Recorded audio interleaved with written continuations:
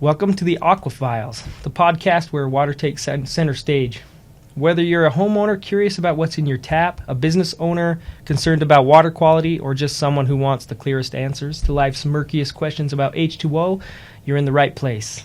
Join us, two water treatment experts, and a plumber as we dive into the world of drinking water, contamination, filtration, purification, and everything in between. We're here to bring you practical solutions, expert insights, and a splash of common sense. We ask the questions that you want us to ask about water. I'm Spencer. I'm here with Brady and Brian, and we're the hosts of the Aqua Files, the podcast where we keep the water clear and the conversation flowing. So today, we're going to be talking about an E. coli outbreak. An E. coli outbreak that's shutting down some Airbnbs in an area. This area is called Duck Creek. It's here in Utah. It effectively shut down our friends' Airbnb to the point that they are losing $400 a day on their Airbnb bookings through the holiday season. Obviously it's not just about money. E. coli is a pretty serious contaminant, and the last I heard, they're 6 weeks into this contamination where the water district has given them a boil order.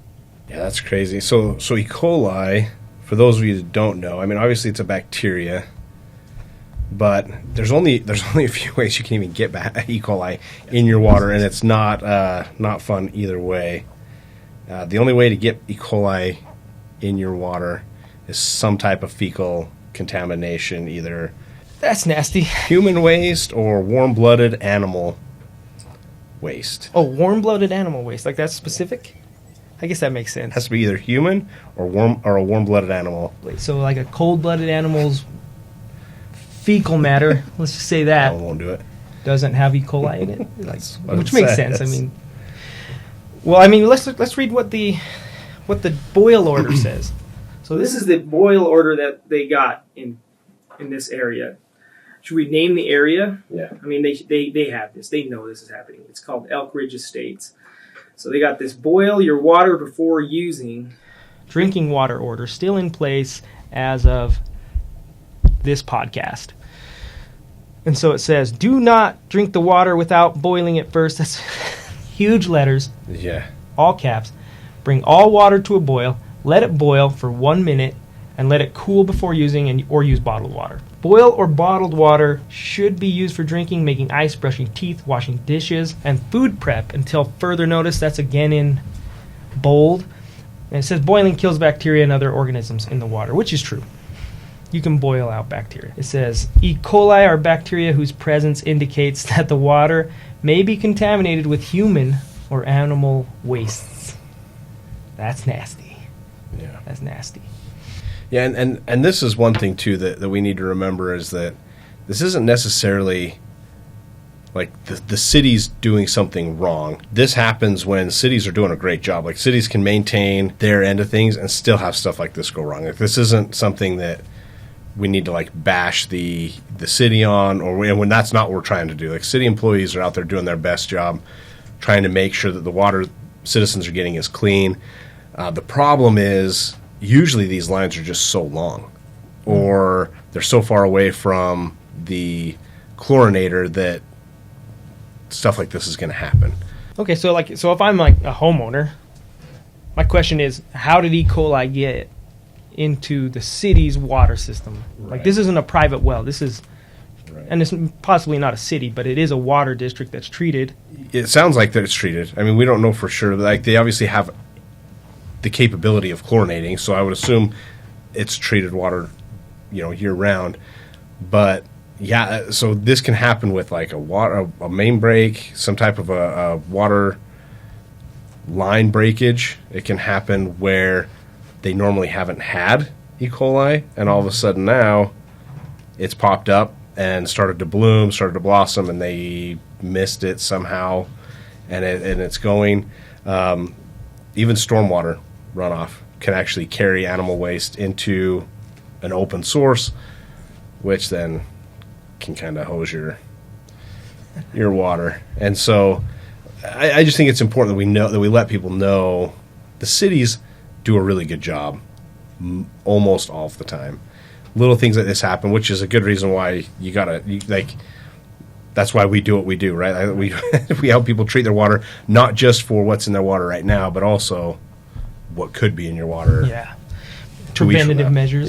Yeah. I mean, and the city, what they're using to treat the water is chlorine. Yep. That's about the only way. It's about the only way. It's cheap. It's effective. Extremely effective. It's not super specific. Is that the right word? Yep. It's not precise. Yep. It's not a precise way of treating water. Yeah, and like my opinion, like the more I think about this specific case, without talking to anybody from Duck Creek, that's kind of what I think is happening. Actually, I think this outbreak isn't happening to the entire line. What I'm assuming is they've got a chlorinator and they've been chlorinating, but what they didn't realize is that the house is on the far, far end of this chlorine line. They can't get enough chlorine to them to kill the bacteria without putting in so much at the beginning that they're poisoning the first few houses. That makes sense. And so that's what I would assume, and I think that's about the only reason that makes sense in my head on why they can't treat. In the last 4 to 6 weeks, they haven't been able to get it under control. I mean, I have firsthand experience with E. coli in my private well. That's true. Yes, currently, and luckily, like, we are water treatment experts, so we've got a system in my home. What does it feel like having E. coli in your water? So I have been poisoned. So is that the right word? Poisoned? That's what I'd call it. I don't want to go into, like, not to be crass. I'm not going into any details about what happened, but for a couple of months, I had some serious gastro problems. And then my in-laws live in the same farmhouse as we do. We live in a really old farmhouse. We're building a house above it. This is actually why we found out we have E. coli in that well, because to build the new place, we have to drill another well. Well, anyway, I decided I'm going to go to a gastro specialist because I'm having problems. Like, I thought it was spicy food at first. Then I found out, no, it's not just spicy food. It's anything that goes into my Food body. poisoning doesn't last this long. I tell my in-laws that, and they're like, we've been having gastro problems. Bad. I'm like, wait a minute.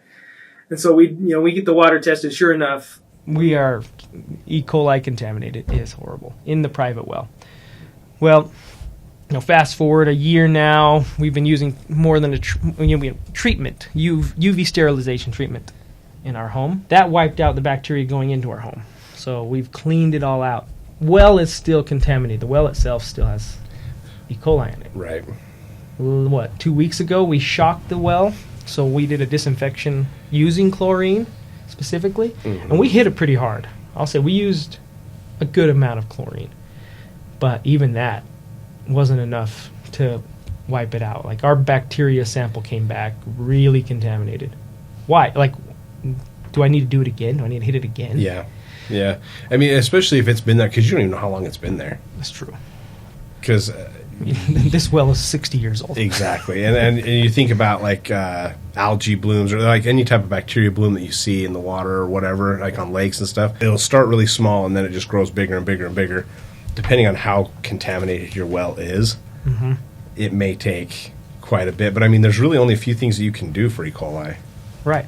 Like, what can we do? UV, which is honestly, like, the best way to go. Chlorine, which is great if you can control the dosages right. I mean, chlorine is also extremely dangerous on the high end. And then, like we're seeing, if it's too low, then it's not effective. And then you got ozone, which is a good way to treat it, but most people aren't going to have access to ozone. UV is a great way. I mean, and actually, I was just reading, UV can be, well, it's normally 99.9% effective or higher at killing E. coli specifically. So, and we know that to be true from our testing and our usage. We use UV disinfection a lot in homes, especially on private wells where they're not being chlorinated. But in this circumstance where they're chlorinating the water, I think you're right. I think there's so much in there that they can't kill it all with the chlorine levels they've got. With safe levels, yeah. Or they just can't get it to the end of the line. Yep. Like, it's too far. Yep, or there's a break somewhere in the line that they haven't found yet. Oh, that's true. That's getting seepage in, something like that. But I would assume the other one would be correct. And this is a thing, like, we tell people this all the time. A UV light, do you need it right now? Probably not. Are you going to need it in the next 6 months? Probably not. But the problem is, you don't. By the time they find out that they have something in their line, you've probably already been drinking the water, which is disgusting. I mean, we've had cities find dead raccoons in the drinking water, and the only way they find that is somebody's getting really sick. I laugh. I shouldn't laugh at that, but when we found out that it's a city very close to where we're doing this podcast, that they found a dead raccoon in the water, right? Like in the water system. Yeah. I'm sure they did how boil orders, flush orders. How does a raccoon get into your water? Anyway, that one's wild. That's a pretty wild story. But it's not that uncommon. Right. The city just east of here, they get a boil order like almost twice a year. Yeah. Boil or flush order for some reason from the city. Oh yeah. So this isn't something that doesn't happen. This happens. It happens, and it's going to happen, and that's why I think the best thing, like, just it's preventative, right? Throw something in. Throw UV. UVs are so cheap. UVs are cheap. They're cheap to have in. They're super effective. As long as the water's clean going in to the UV, the water coming out's bacteria and virus free almost 100%. I mean, the EPA even says here, like, UV disinfection is an effective process for inactivating microbial pathogens in water. Yeah.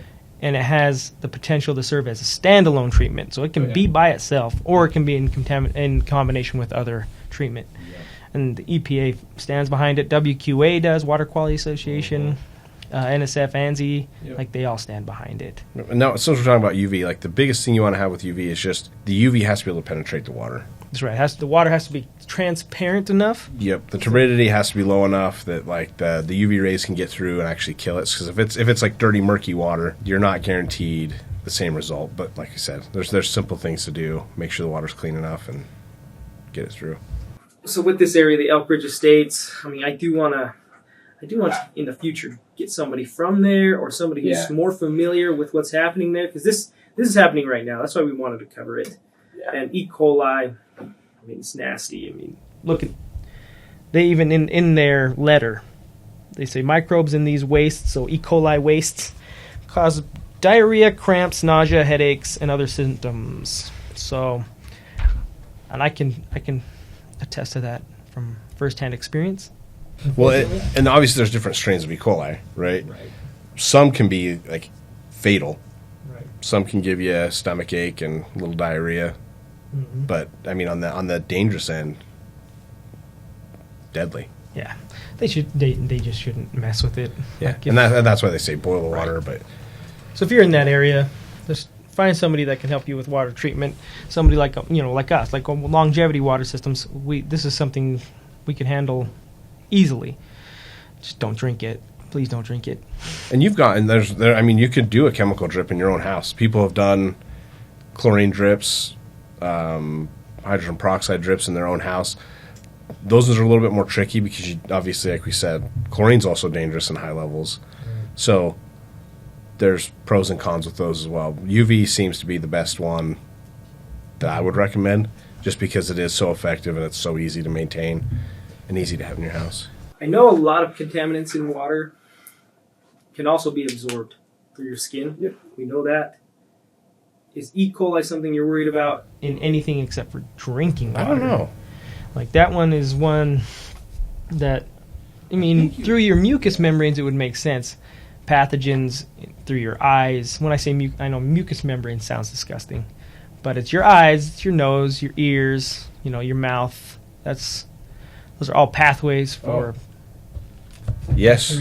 I mean, this is Google AI, but it says yes, E. coli can be transferred to the skin and cause infections. So it can also get into the skin. Yeah. Not just your mucous membrane, so your skin. That's what I was asking. Well, yeah, and that's what I was thinking too, because they usually tell you, like, if it's in a lake or whatever, they'll tell you don't dunk your head. Don't. But this is saying E. coli can be transferred from person to person through skin contact. I think you still have to actually ingest it, but they're telling you, like, if you're bathing in E. coli water and then you touch your face. Well, that reminds me of the E. coli outbreak from last year. Yeah. Like, those kids didn't say they drank it, and they were hospitalized. Yeah. And this is also close to this area. Actually, it's in the same city where we're recording right now. So they had an E. coli outbreak, and then in the water. Yep. And the kids were running around in the sprinklers outside. It was secondary water. So it was secondary water. It wasn't the primary drinking water. It can happen. Made people, really sick. Hospitalized a few kids. Yeah. Hospitalized kids. And that's when it becomes an actual, like an event, a contamination event, is when somebody's hospitalized. There's near-miss events. So a near-miss event would be something like a mechanical failure or the city catches it, or the city catches it before the citizens do. Yeah. So like this boil order here would be considered by the state A a near-miss Yep. water contamination event, drinking water contamination event, because nobody that I know of has been hospitalized. If somebody is hospitalized from this Yeah. or has serious repercussions from the contamination, that would not be a near-miss. Nope. That would be Well, contamination. I think we've covered this topic as far as I would like to without somebody From the city. Elk Ridge Estates Yeah. or somebody, Yep. who's dealing with the water treatment down there. We have some people working down there now to help out a few of the homes, but I think we should bring them in, talk to them about this. That'd be good. Okay. Well, that's our episode for today about E. coli and the wastes that cause it in your water. I feel bad for the people down in Duck Creek right now. All right, so that's our episode on the E. coli outbreak in the Elk Ridge Estates. If you want some more information about E. coli or treatment on E. coli, some good resources would be even EPA.gov. Lots of good stuff on E. coli. National Institute of Health, so NIH.gov. The Water Quality Association has a lot on this topic, so WQA.org or EWG.org has a ton. And then even our website, longevitywatersystems.com, we've got articles about this topic. Our next episode, so we kind of actually covered a little bit of this already in our episode, but our next episode I want to talk about city water treatment, because I thought a lot of people say this, I thought the city was treating my water. I thought my water was so clean because it was treated by the city. Yeah. That's not true. Well, it is true, but it's not always true. always true. Yep. And we'll talk about what's really being removed, what's actually left behind, and what you should probably do on top of treating the city treating its water. So look out for that episode. Make sure you follow us on Longevity Water Systems on Instagram, YouTube, and Facebook. And then Pulse Plumbing also has some social channels like Instagram and YouTube. And so we'll have Brady on them in the next week.